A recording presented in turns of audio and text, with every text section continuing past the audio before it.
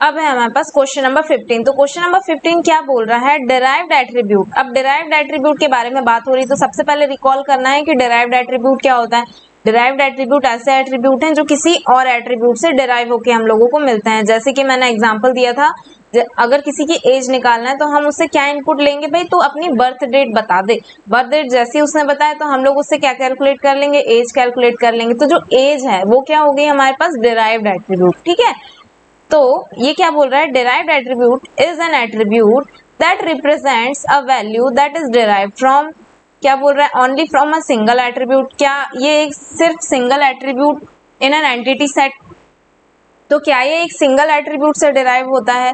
ठीक है, हाँ भाई ठीक है, सिंगल एट्रीब्यूट से, जैसे बर्थ डेट अगर किसी ने एज ए एट्रीब्यूट दी है तो एज उसकी निकालेंगे, तो ये एक सिंगल एट्रीब्यूट से डिराइव हो रहा है। देन सेकंड पॉइंट बोल रहा है, it can be derive from 2 और मोर एट्रीब्यूट्स इन एन एंटिटी।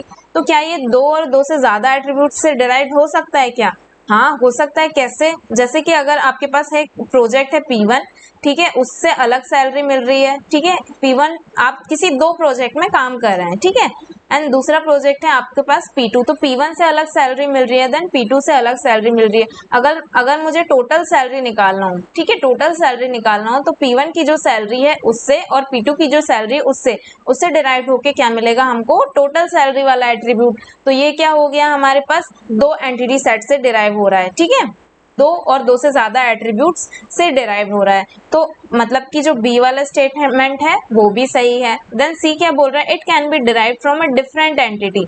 तो ये क्या हो सकता है, क्या डिफरेंट एंटिटीज से भी डिराइव हो सकता है, ऑफकोर्स हो सकता है।